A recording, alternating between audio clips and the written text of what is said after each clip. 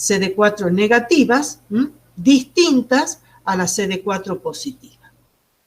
Y en este caso tenemos que se pueden utilizar más de un fluorocromo, se pueden utilizar dos anticuerpos monoclonales, por ejemplo, un anti-CD4 marcado con eritrina o isotiocianato de tetrametilrodamina, que vamos a ver cuando incida el láser color rojo, y el anti-CD4 marcado con fluoresceína. Entonces podemos determinar en la computadora dos poblaciones con distinta coloración. Bueno, ¿cuáles son las aplicaciones de la citometría de flujo? Ya les he dicho recién, identificar todos los tipos celulares en la muestra biológica por tamaño, por complejidad, seguir los cambios secuenciales en el inmunofenotipo, en el fenotipo, o sea, en lo que expresan las células, usando anticuerpos monoclonales que son específicos de los CD, o sea, esos específicos de los antígenos que están en la superficie de la célula. Muy importante para medir apoptosis. Les digo, por las dudas, ustedes en un futuro se dediquen a hacer esto. Es muy utilizado en investigación.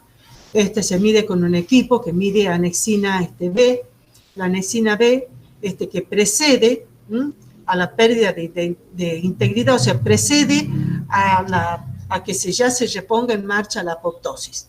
Y también mide necrosis. En este caso se utiliza ioduro de propidio, donde ya identifica la necrosis, o sea, la muerte celular o necróticos. Se lo utiliza para tipificación de leucemias y linfomas, para hacer diagnóstico, tratamiento y seguimiento, para estudio de poblaciones linfocitarias, o sea, maduración, de activación, evaluar si existen cambios genéticos en poblaciones de células tumorales, cuantificar el grado de proliferación, o sea, la tasa de multiplicación de las células, determinar el contenido exacto de ADN de cada especie. Esto es muy utilizado en el campo de la biología para estudios genéticos, evolutivos y biotecnológicos, caracterización de recursos filogenéticos y análisis de calidad genética de semilla, para mejoramiento genético en el campo de vegetal. Todo esto que incide muchísimo en la economía agroindustrial y en la calidad de los productos. Bueno, con esto terminamos esta clase. Quisiera saber si puedo, si podemos continuar con otra clase. Sí, profe. Bueno, Alper, sí, bueno, porque quizás están cansados, pero bueno, es una clase, bueno, dentro de todo más o menos, tiene muchos dibujitos, así que bueno, un poquito más, más amena. Bueno, pasamos a esta que es la bolilla 19. Estudie todo lo de hibridomas, capítulo 13, página 166. Vamos a hablar de todo esto que está acá, de la obtención de inmunosueros también. Bueno, ya venimos hablando de mielomas, es una palabra, bueno, ya ustedes la deben conocer, pero hemos hecho referencia al mieloma como una patología, donde hay una producción descontrolada o proliferación descontrolada de un solo clon de linfocitos B que se van a transformar en células plasmáticas y que van a producir un solo tipo de inmunoglobulina en grandes cantidades, pero a nivel patológico. Bueno. Profe, no está presentando. Ay, perdón. A ver, no sé qué he hecho. Disculpen. Volvemos. Ay, Dios. A ver. Perdón.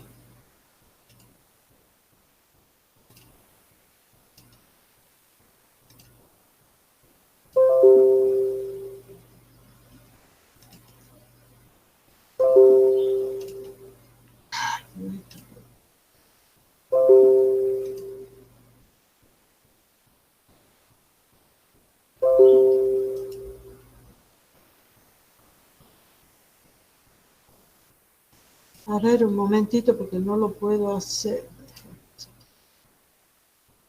A ver ahí.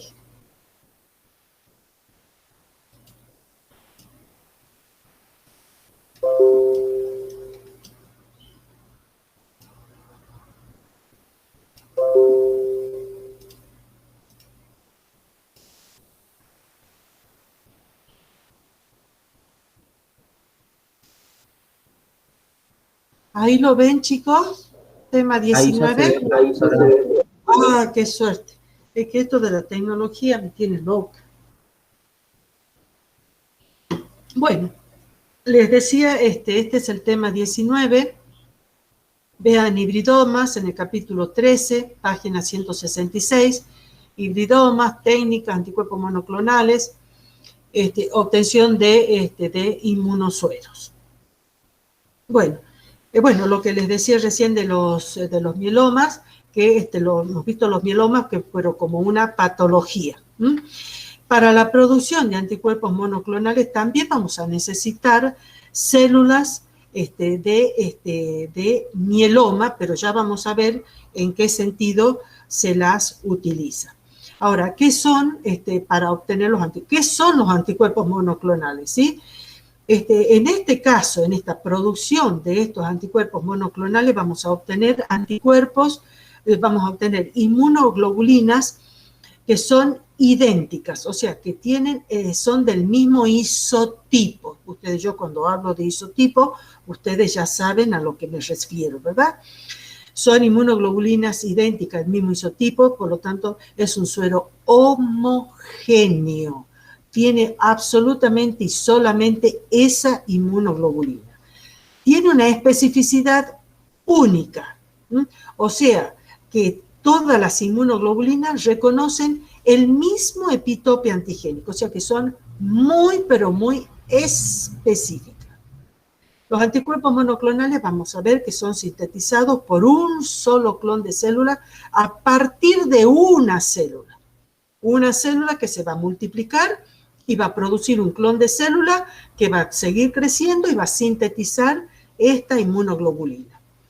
Y que esta célula que está sintetizando esta inmunoglobulina crecen en forma indefinida, porque ustedes saben que las células, todas las células del organismo tienen una vida media determinada y después se catabolizan.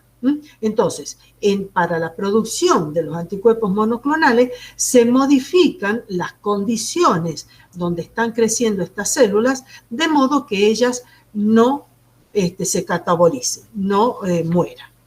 Bueno, este método ha sido puesto a punto en 1975 por estos investigadores, George Kuller y César Milstein, que ganaron el Premio Nobel de Medicina en el año 84. César Milstein era argentino. Entonces, ellos han ideado un método para producir estos anticuerpos que se llaman anticuerpos monoclonales en cantidades ilimitadas y específicas para un determinado antígeno. Entonces, ¿en qué se basó lo que ellos han hecho? Se basa en lo que se llama la fusión celular o hibridización. ¿Entre qué? Entre un linfocito B productor de esos anticuerpos contra un determinado antígeno y una célula de mieloma. Esa es la fusión o hibridización entre el linfocito B normal y la célula de mieloma. Ahora, ¿por qué era necesario hacer esta hibridización? Porque, como les comenté recién, el linfocito B tiene una vida media determinada y después se cataboliza, no crece indefinidamente. Cuando se lo une o se lo hibridiza con la célula de mieloma, el linfocito B se inmortaliza. Y de ahí es que a qué llamamos hibridomas van a ser las líneas celulares que producen estos anticuerpos y que están derivadas de la fusión celular. O sea que los hibridomas, en este caso, van a sintetizar estos anticuerpos monoclonales. Entonces, a un ratón se lo inmuniza contra un determinado antígeno y después se extrae el vaso. Este vaso se lo tritura, se disgrega este tejido de modo de obtener células. Y después se mezclan las células del vaso con células de un mieloma. Y todo esto se lo hace en un medio que tiene polietilenglicol para que se produzca o se induzca la fusión de estas dos células. Ahora, estas células se las va a cultivar en un medio que se llama HAT. HAT, la H que viene de hiposantina, la A que viene de aminopterina y la T que viene de timidina. Se cultivan estas mezclas de células en este medio que se llama HAT. Ahora, ¿por qué se utiliza este medio? Pasamos un ratito a la otra diapositiva. Las células, para sintetizar los precursores de su ADN, necesitan la inosina, que es una purina, que la sintetizan a partir de la hiposantina, y necesitan de esta enzima para pasar la hiposantina a inosina, que es una purina. Y también necesitan la timidina, que a partir de la timidinquinasa van a formar sus ácidos nucleicos. Las células de mieloma que se cultivan previamente a la fusión, se las hace crecer en un medio que no tenga ni la hiposantina fosforibosiltransferasa ni la timidina quinasa. Y a su vez se bloquea el uso de la uridina agregándole al medio aminopterina. Entonces, las células no pueden utilizar la uridina para sintetizar sus ácidos nucleicos. Entonces, acá vamos a tener, en esta mezcla, no todas las células se van a mezclar con todas las células de mieloma. Vamos a tener linfocitos B que no se han unido, que no pueden, como crece en el medio HAT, no pueden sintetizar sus ácidos nucleicos y mueren. Tenemos células de mieloma solas que tampoco pueden crecer, también mueren. Y tenemos los híbridos.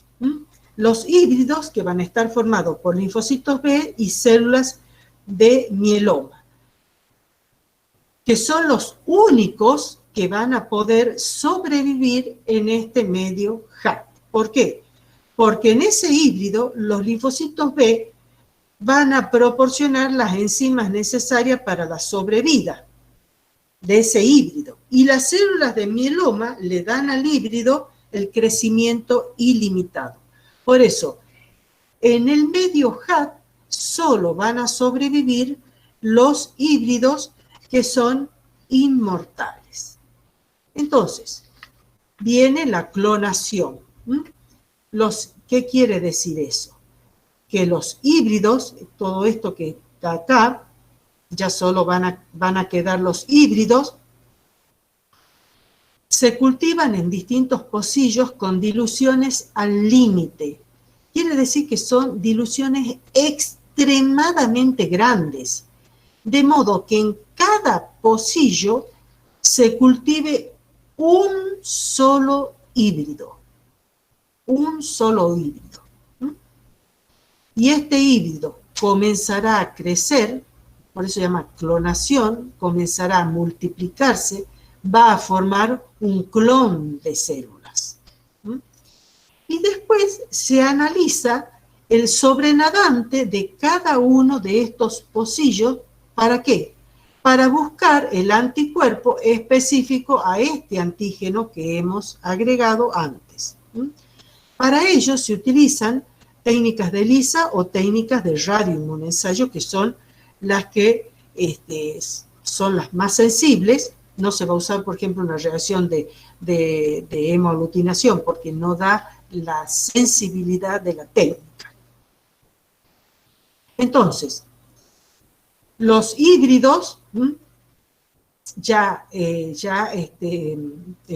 seleccionados, que son los que producen el anticuerpo específico para este antígeno, se hacen crecer masivamente para la producción de grandes cantidades de anticuerpos monoclonales. Este crecimiento masivo se lo puede hacer ya sea por cultivos continuos, in vitro, en el laboratorio, en tubos, en placas, o se lo puede hacer in vivo, utilizándose ratones. Entonces, ¿qué es lo que se hace? Se inocula el híbrido en el peritoneo del ratón, van a provocar esto la aparición de tumores. Son tumores ascíticos, quiere decir son tumores llenos de líquidos. De esta forma se obtiene muchísima más concentración del anticuerpo que usando los cultivos continuos. Bueno, y después de los tumores ascíticos, se produce, se saca el líquido de la cavidad peritoneal, ya sea por anestesia o por muerte del ratón, y se controla la calidad del anticuerpo producido.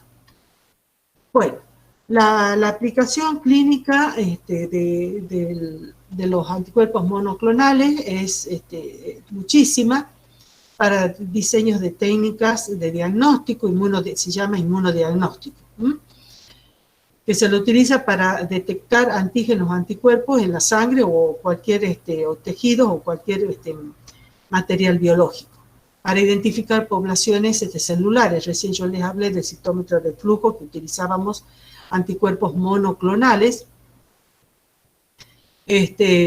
Bueno, acá vuelvo a explicar. Las células tienen en su superficie grupos de diferenciación que son CD. Entonces los anticuerpos monoclonales son anticuerpos anti-CD, que se unen y así se puede realizar la tipificación de las poblaciones celulares. Para el diagnóstico y tratamiento de los tumores y para análisis funcionales, porque al unirse a las moléculas de superficie pueden estimular o pueden inhibir determinadas funciones de las células. Bueno, ¿qué son los anticuerpos policlonales?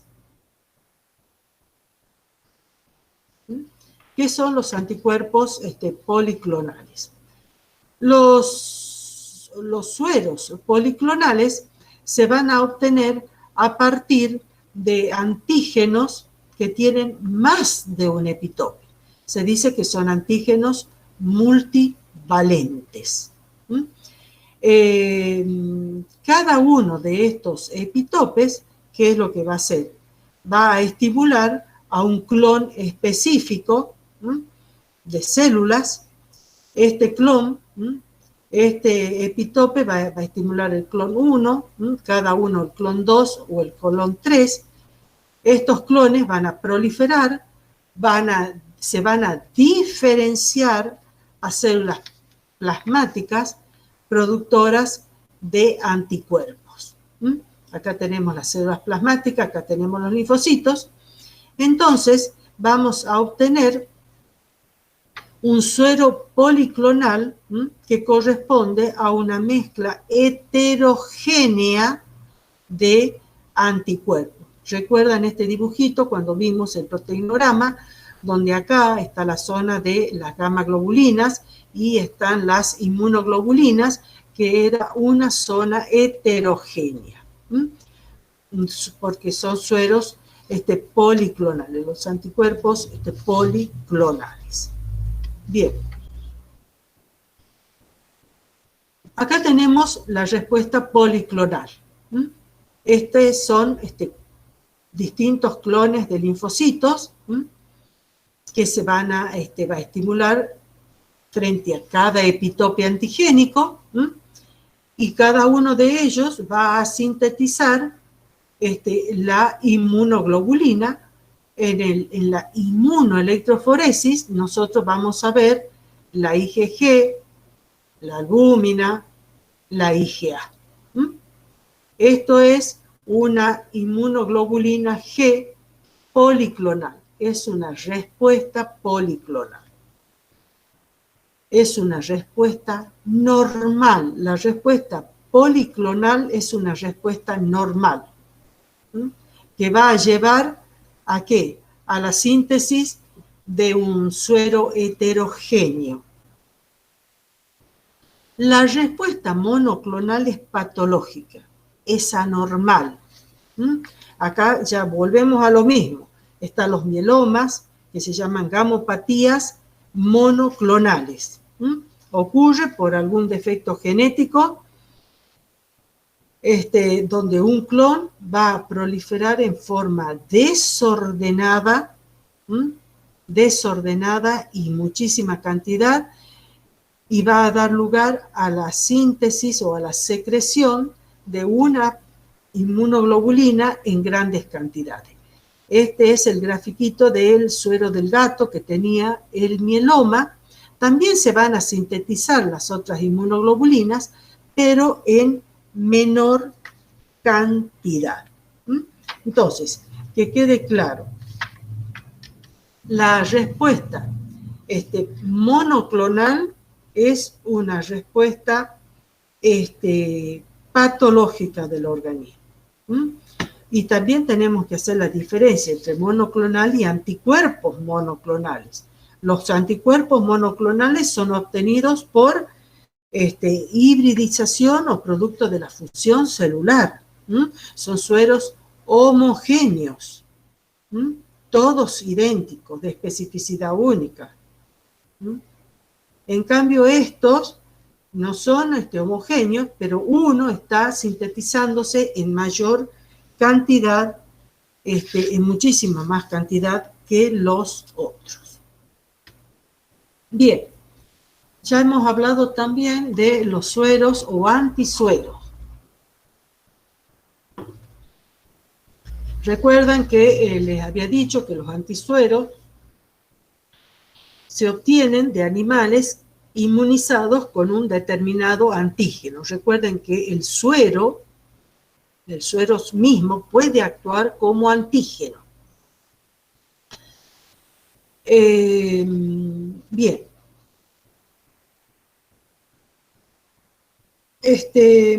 Para obtener estos antisueros, que cuando hablamos de suero monoespecífico, sueros aglutinantes, precipitantes, antiapténicos y hemolíticos, necesitamos de los animales de experimentación. En realidad, para obtener estos antisueros, usamos más de un animal para poder homogeneizar la respuesta.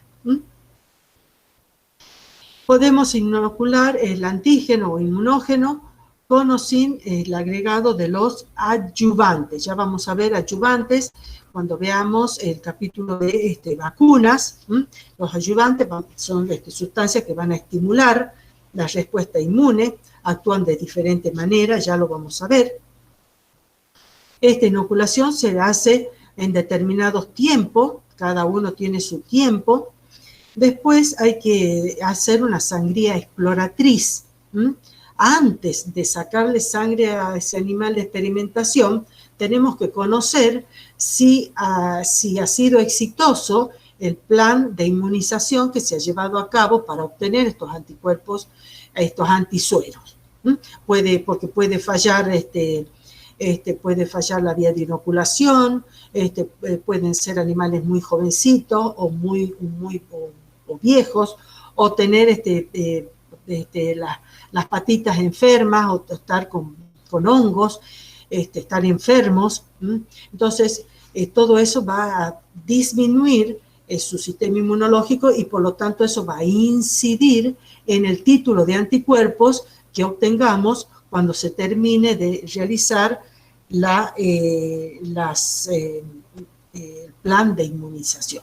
Entonces se hace lo que se llama la sangría exploratriz para sacar una pequeña cantidad de sangre y hacer conocer en ese poquito de sangre si el título de anticuerpo es tal que permita después hacer el sangrado del animal, que generalmente se lo hace por punción cardíaca. No muere el animal, casi siempre muere, se lo deja en reposo, después se recupera, y de esa sangre se separa el suero, se fracciona el suero y se conserva el suero a menos 40 grados centígrados o menos 80, depende de cuanto más baja la temperatura, más se va a conservar, más tiempo se va a conservar el antisuero. Bueno, aquí llamamos anticuerpos monoespecíficos para hacer la diferencia con los anticuerpos monoclonales. Los anticuerpos monoespecíficos son anticuerpos de origen policlonal. Pero la diferencia está en la especificidad que tienen estos anticuerpos monoespecíficos. ¿Por qué? Porque cuando hablamos de anticuerpos monoespecíficos nos referimos a anticuerpos dirigidos contra el FC de una determinada inmunoglobulina. Entonces, ¿cómo se lo obtienen? ¿Cómo se obtiene un anticuerpo monoespecífico? Vamos a necesitar un animal de experimentación y previamente tenemos que a la inmunoglobulina, que tiene que ser inmunoglobulina G o M, ya hay que purificar la inmunoglobulina, hay que hacerle el tratamiento con la papaína.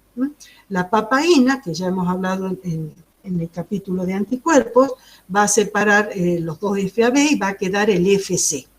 Se purifica por técnicas inmunoquímicas el FC de esa inmunoglobulina determinada y eso es lo que se inocula al animal de experimentación. Por lo tanto, los anticuerpos monoespecíficos corresponden a anticuerpos anti-FC de un determinado isotipo de inmunoglobulina. Es una respuesta policlonal. Son varios clones los que van a responder frente a este FC que tiene muchos epitopes antigénicos. Entonces, la respuesta es policlonal. En el FC recuerden que están las variaciones isotípicas que hemos hablado en la clase de anticuerpos, que diferencia cada inmunoglobulina, cada isotipo, pero que también hay que diferenciar la especie animal. No todas las especies tienen el mismo FC. Bueno, con respecto a los animales de laboratorio, o de experimentación, que son muchos los animales para llevar a cabo distintos estudios de investigación o para el desarrollo de vacunas o para comprender, por ejemplo, la fisiopatología de distintas enfermedades. Ahora, ¿cuál es la especie animal que se va a usar? Bueno, eso depende si el animal en cuestión es susceptible o no a una determinada enfermedad o contra la cual se está elaborando un determinado producto, porque cuando nosotros vamos a armar un bioterio, bioterio se llaman los lugares donde se crían los animales en las unidades académicas o en los centros de investigación, se llaman bioterio. Entonces, los animales que van a estar en los bioterios depende del costo de esos animales, el mantenimiento de esos animales, cuál es el tiempo, el tamaño. No vamos a usar en bioterio animales que son muy grandes o difíciles de manejar. Necesitamos animales que sean dóciles. porque hay que manejarlos, hay que inocularlos, hay que sacarles la sangre. Es importante seleccionar a los animales teniendo en cuenta la edad del animal, el sexo del animal, el estado de salud. Hay que en el bioterio hay que limpiarlos, hay que todos los días hay que limpiar no solo el piso y las mesadas, sino cambiarles la viruta, ponerles alimentos nuevos, cambiarles las mamaderas donde está el agua. Bueno, es mucho trabajo mantener un bioterio.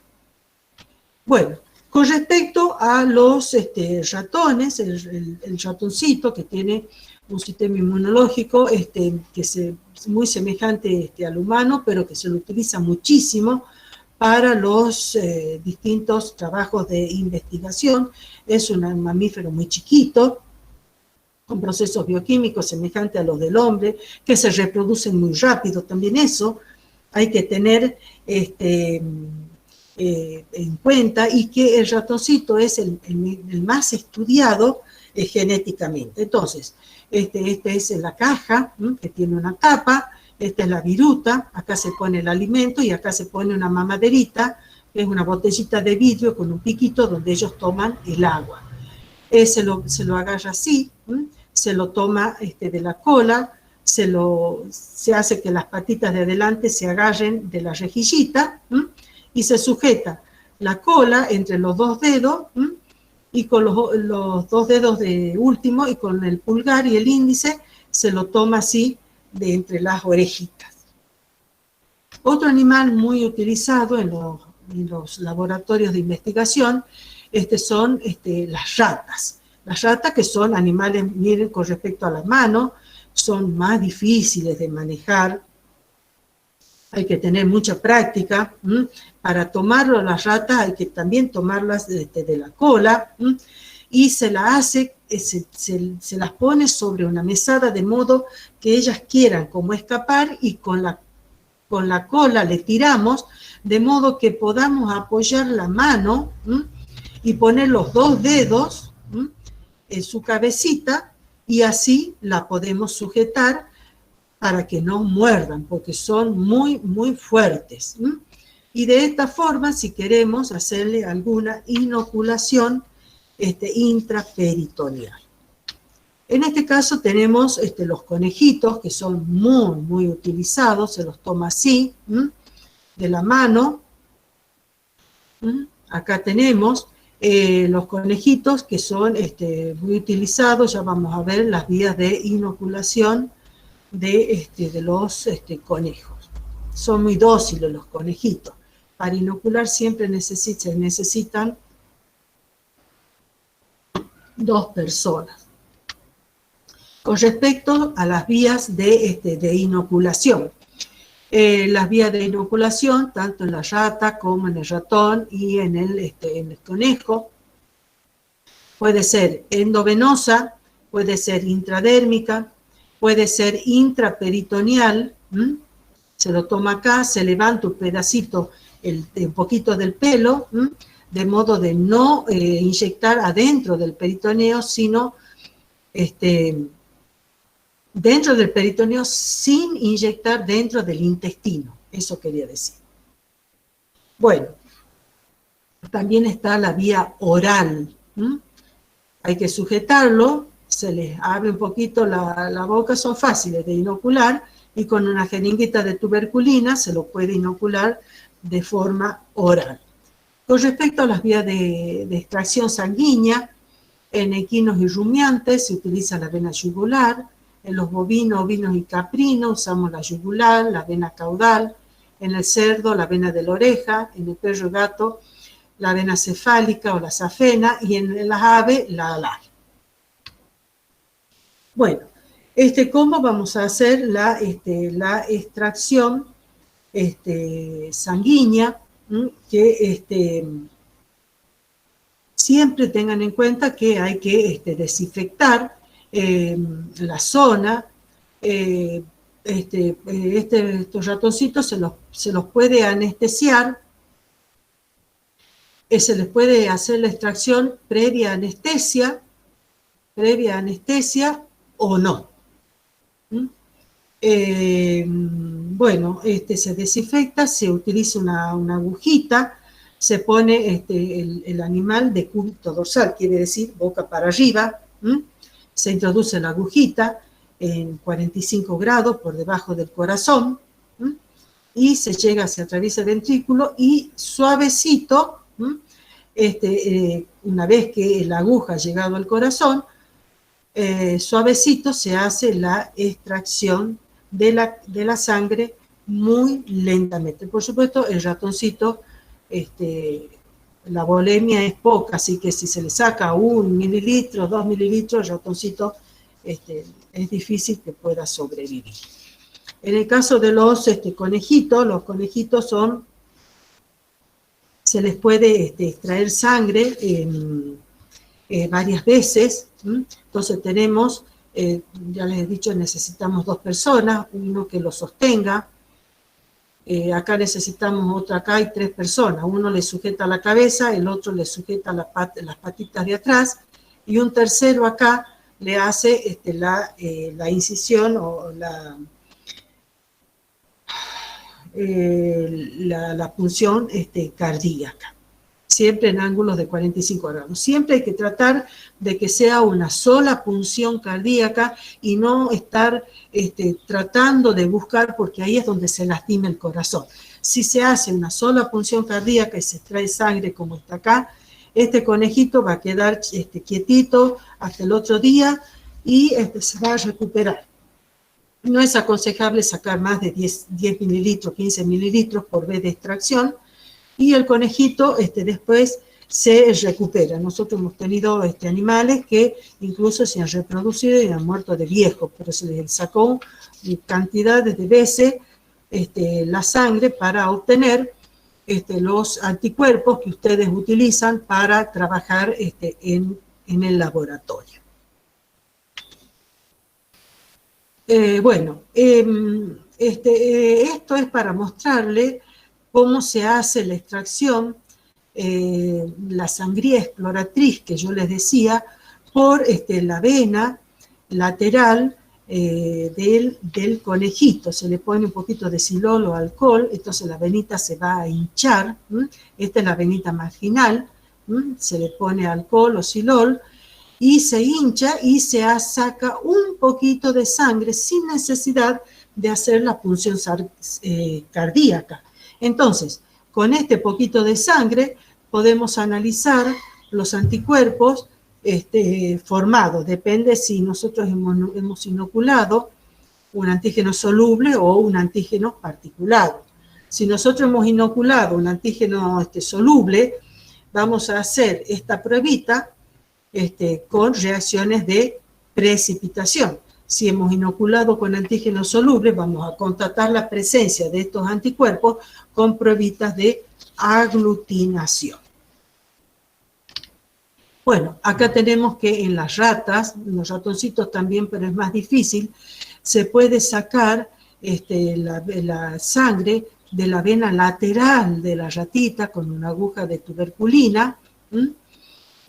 También se le pone alcohol o silol, entonces se puede marcar bien la vena. Bueno, muestras biológicas, esto ya lo saben, la sangre, si se la saca sin anticoagulante, se va a formar el coágulo y lo que queda arriba es el suero.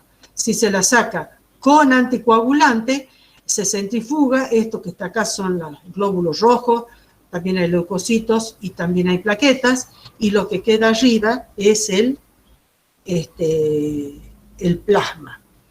De acá nosotros podemos utilizar el plasma para estudiar muchas cosas, no solo anticuerpos, sino también otras proteínas, y también se pueden hacer estudios con los leucocitos. Hay técnicas para purificar estos glóbulos blancos y separar por un lado los polimorfonucleares y por otro lado podemos separar los linfocitos.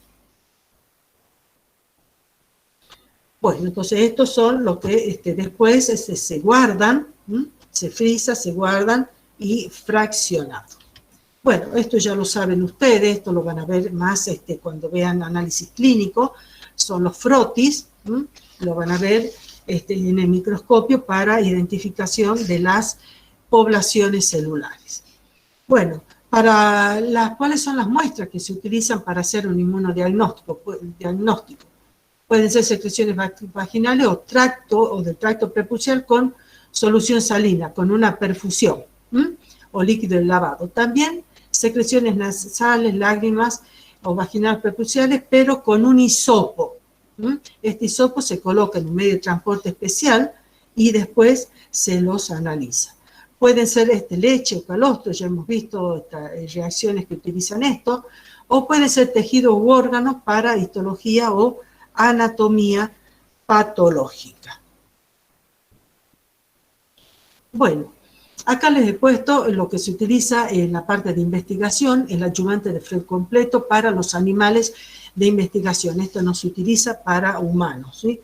Está el ayudante de Freud completo, que es Bayol o vaselina líquida, Arlacel, y lleva para tuberculosos muertos por calor 100 miligramos. Entonces se mezcla en un mortero, se colocan los bacilos y se van agregando los dos líquidos poco a poco, macerando, después se fraccionan en ampollas, se esterilizan, y estas son las que se cierra con la llama de acetileno, y estas son los ayudantes que se utilizan cuando usamos los conejitos para obtener los anticuerpos. El ayudante de Freud incompleto no tiene el Mycobacterium tuberculoso. Entonces, ¿cómo va a funcionar este ayudante? Este ayudante se lo pone junto con el antígeno soluble en la patita del conejo o de cualquier animal, y se mantiene, tiene mucha... ¿Qué es lo que pasa? Se mantiene en el lugar, como tiene Mycobacterium tuberculosos, atrae los macrófagos. Entonces, se depositan los macrófagos en ese lugar donde se ha producido la inyección o la inoculación, y se va liberando lentamente el antígeno. Entonces, son focos continuos de estimulación para formar los anticuerpos. Bueno, ¿cómo vamos a obtener los sueros aglutinantes? Los sueros aglutinantes se lo obtienen con antígenos particulados. Lo que vamos a inocular en los animales de experimentación son antígenos particulados. Pueden ser suspensiones bacterianas, estas suspensiones bacterianas que tienen que ser previamente obtenidas. Ustedes ya han visto microbiología, utilizamos, o bacteriología, ¿sí? Utilizamos caja de Petri, podemos utilizar botellones, donde se siembran estas bacterias y después se las cosecha. Por supuesto que hay que dejarlas el tiempo, hay que, después de cosecharlas, hay que matarlas, se las puede matar con formaldehídos, o también se las puede inactivar con calor. Y se prepara un determinado inóculo, bueno, acá les he puesto un determinado inóculo, porque no se puede inocular cualquier cantidad, que puede producir algún shock séptico. Una determinada cantidad, y eso, la cantidad y los días dependen de los animales de experimentación. En el caso de los conejitos, siempre, bueno, en el caso de los sueros aglutinantes siempre es vía endovenosa. Los intervalos entre una y otra vacuna son de 5 a 7 días y se inocula 0,5, después se inocula 1 mililitro, 1,5 y 2 mililitros, entre 5 y 7 días. Se hace la sangría exploratriz, se saca el título tentativo con ese poquito de suero, se hace una reacción de aglutinación directa. Si esta reacción de aglutinación directa da positivo, recién hacemos la sangría cardíaca, la punción cardíaca para obtener gran cantidad de suero, y vamos a hacer después la aglutinación semicuantitativa en tubo para sacar el título definitivo de ese antisuero que hemos obtenido del conejito. En el caso de los caballos también se puede utilizar la vía de inoculación, también es endovenosa, el volumen son 5 mililitros. La cantidad de inoculaciones son entre 7 y 10, acá me falta un 1, entre 7 y 10. Se hace también un título tentativo, una sangría exploratriz, para sacar la aglutinación directa, y si da positivo, recién se hace la punción, ya sea esta por la vena del cuello, y se saca gran cantidad de sangre. En las cabras, en las ovejas, el inóculo es menor, 2 mililitros el volumen.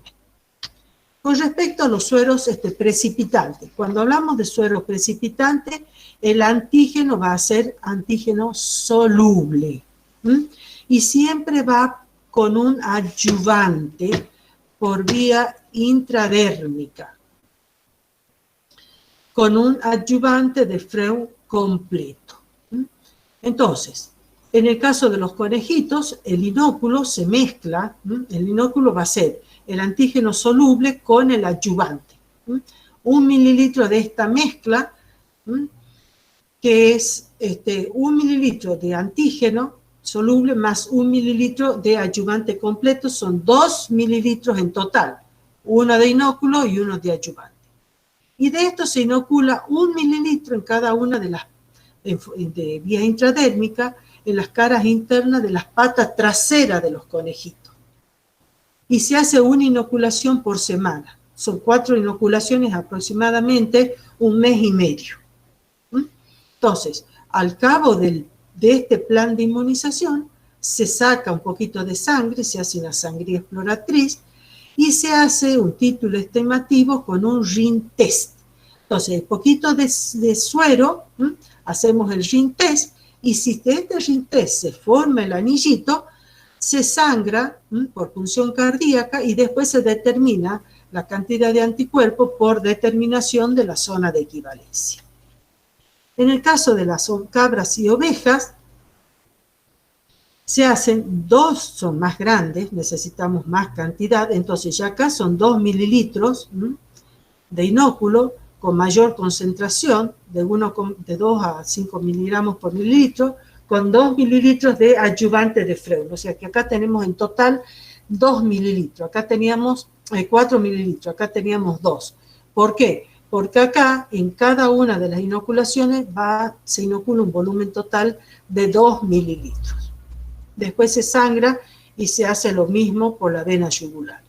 En los cobayos, que son más chiquititos, que cada inoculación lleva 0,5 a menor concentración, a 0,5 miligramos por mililitro, y 0,5 de adyuvante completo de Freund, en total 1 mililitro. Entonces se inocula 0,5 en cada una de las patas traseras.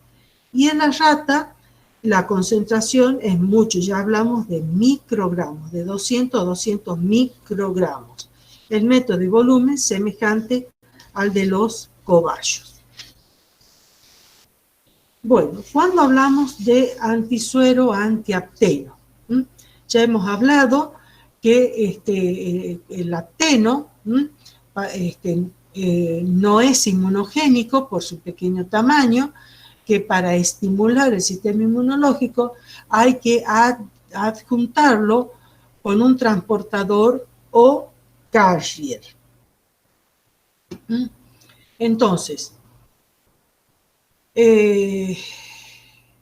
se inocula este antígeno soluble, se hace un plan de inmunización para antígeno soluble, y después en el suero de ese animal de experimentación vamos a tener anticuerpos contra este apteno, o sea, anticuerpos antiapteno y anticuerpos anti-carrier. Todo esto ya lo hemos hablado en la clase de antígenos. Bueno, por último tenemos los sueros hemolíticos, ya termino con esto, o hemolicina.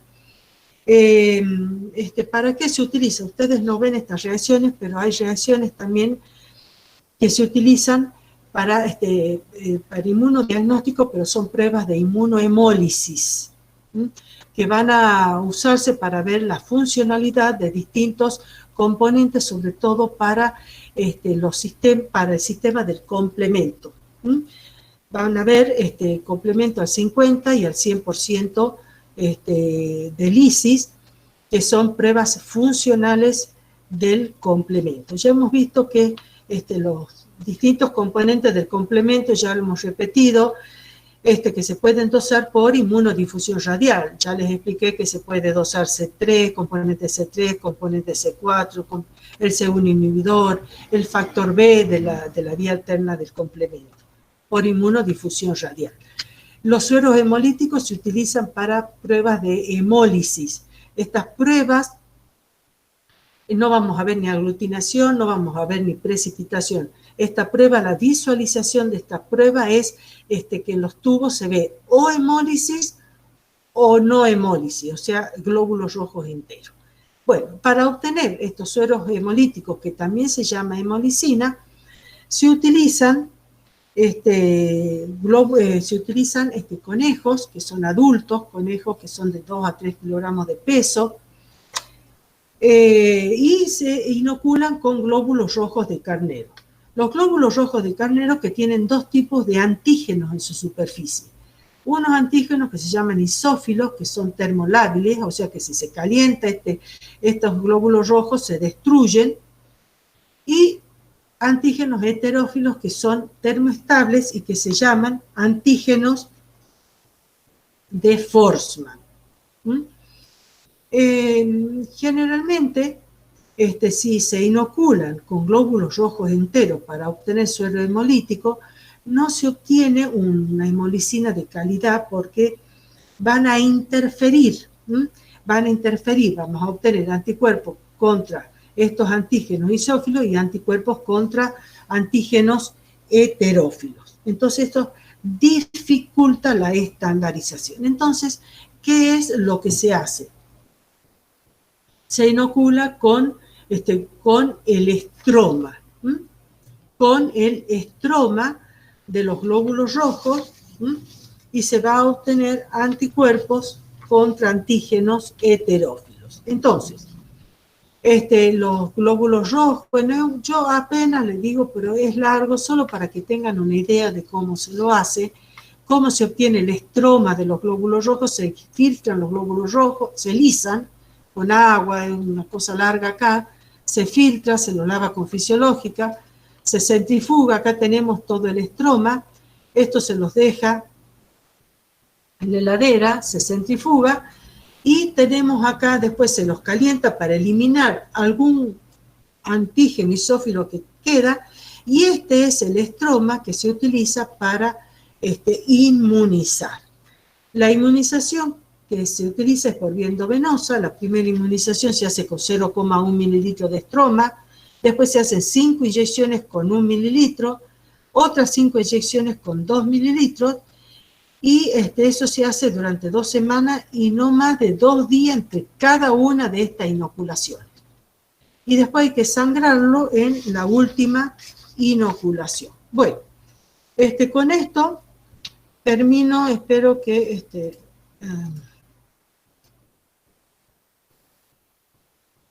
bueno, con esto terminamos las 2 clases que quería ver, darlas hoy. Bueno, ¿tienen alguna pregunta para hacer?